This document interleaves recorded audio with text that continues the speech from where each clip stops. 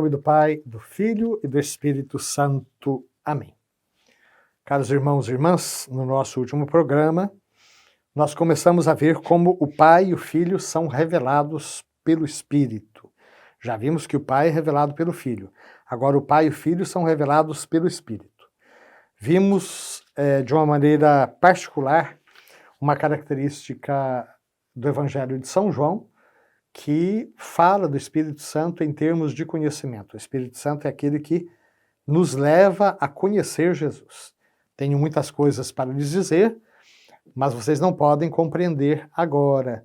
Mas quando vier o Espírito da verdade, que o mundo não recebe porque não conhece, ele lhes revelará todas as coisas e lhes conduzirá à verdade completa. São João deixa muito claro que o Espírito não falará de si mesmo, mas falará daquilo que é de Jesus. E por isso é que ele anuncia também aquilo que é de Jesus. Essa reflexão de São João é muito importante, porque existem pessoas que, apelando para uma outra passagem do Evangelho que fala que o Espírito sopra onde quer, pretendem uma tal liberdade ao Espírito como se ele pudesse até mesmo mudar o estatuto do Evangelho. São João deixa muito claro, ele leva a igreja ao conhecimento da verdade completa, mas ele não fala de si mesmo, ele recorda Jesus Cristo. Vimos também como a origem eterna do Espírito se revelou na sua missão temporal. E aí nós chegamos agora ao parágrafo número 245. A fé apostólica, no tocante ao Espírito, foi confessada no Segundo Concílio Ecumênico em 381, em Constantinopla. Já vimos em programas anteriores que o primeiro concílio ecumênico da história foi realizado na cidade de Niceia, na Ásia Menor, quando o que estava em jogo era a divindade do Filho. E foi nesse concílio de Niceia que se elaborou aquela parte do credo que nós recitamos até hoje, falando que o Filho é Deus de Deus, luz da luz, Deus verdadeiro de Deus verdadeiro, gerado, não criado, consubstancial ao Pai.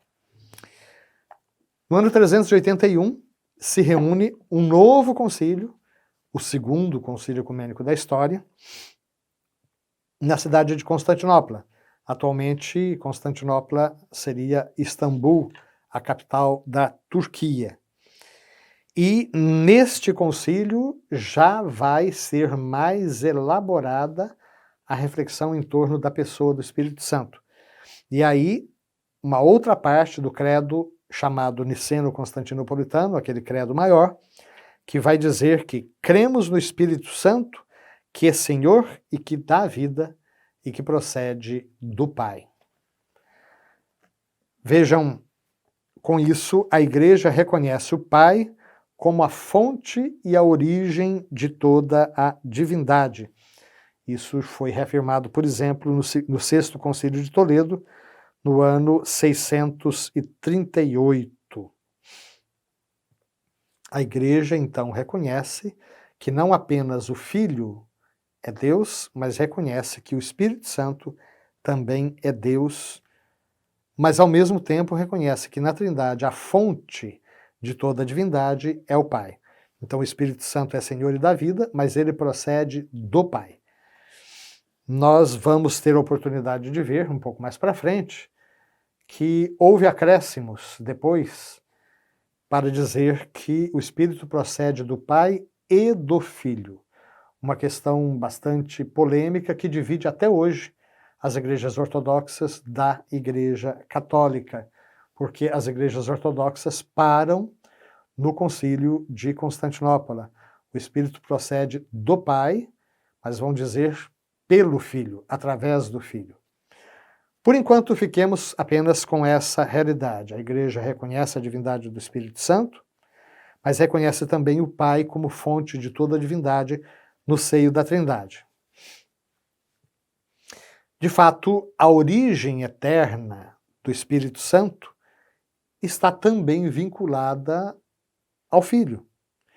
Se nós percebermos no Novo Testamento, é dito muito claramente que ele não é apenas o Espírito de Deus, ele não é apenas o Espírito enviado pelo Pai, ele é também o Espírito de Jesus, ele é o Espírito do Filho. Ele é enviado pelo Pai em nome de Jesus, mas é enviado também pelo próprio Cristo depois da sua glorificação. Então, aqui a igreja aos poucos vai aprofundar a sua consciência sobre a origem do Espírito Santo. O Espírito Santo, nós temos aqui nesse trecho mais uma citação de um outro concílio de Toledo, o 11º, acontecido no ano 675, que vai dizer o seguinte: o Espírito Santo, que é a terceira pessoa da Trindade, é Deus, uno e igual ao Pai e ao Filho, da mesma substância e também da mesma natureza. Contudo, não se diz que ele é somente Espírito do Pai, mas ao mesmo tempo Espírito do Pai e do Filho. Estamos fazendo progressos, mesmo na consciência que a igreja tem acerca do mistério central da sua própria fé. Aqui nós temos um texto formal do magistério, dizendo que o Espírito Santo, terceira pessoa da Trindade, é Deus, uno e igual ao Pai e ao Filho, da mesma substância, consubstancial, e também da mesma natureza. Então, o credo de Constantinopla, que já havia indicado que nós cremos no Espírito Santo, que é Senhor e que dá vida e que procede do Pai, esse mesmo credo completa dizendo: com o Pai e o Filho, ele recebe a mesma adoração e a mesma glória. Ou, como nós dizemos na tradução litúrgica, e com o Pai e o Filho é adorado e glorificado. E aí nós chegamos ao parágrafo 246. A tradição latina do credo confessa que o Espírito Santo procede do Pai e do Filho. Existe uma expressão latina que o catecismo lembra aqui, e naturalmente a gente não precisa fundir a cabeça por causa dessas coisas, mas é bom conhecer um pouco da história. Essa expressão latina se diz filioque. O Espírito procede do Pai e do Filho. Filioque quer dizer e do Filho. O Concílio de Florença, já agora, na Idade Média, em 1438, vai ser ainda mais claro. O Espírito Santo tem sua essência e seu ser subsistente ao mesmo tempo do Pai e do Filho, e procede eternamente de ambos, como de um só princípio e por uma única expiração. Uma vez que tudo o que é do Pai, o Pai deu ao seu Filho único ao gerá-lo, excetuado o seu ser de Pai, essa também procedência do Espírito Santo a partir do Filho, ele a tem eternamente de seu Pai, que o gerou eternamente. Confuso? Provavelmente. Nós vamos precisar retomar essas ideias mais vezes.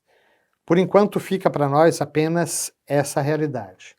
A igreja vai, aos poucos, combatendo heresias que negavam ora a divindade do Filho, ora a divindade do Espírito Santo, e vai procurando criar, inclusive, um vocabulário que não está na Bíblia, para poder falar de maneira mais clara o conteúdo bíblico da sua própria fé. É claro, então, para nós que o Espírito é Espírito do Pai, é Espírito do Filho. É o Espírito Santo que habita em nós. E queremos que esse mesmo Espírito continue nos conduzindo nessas nossas reflexões. No nosso próximo programa, se Deus quiser, nós vamos retomar ainda um pouco essa questão do filioque, que pode parecer um pouco confusa, mas que está no âmago de uma divisão que até hoje perdura entre Oriente e Ocidente. Até lá! Jesus,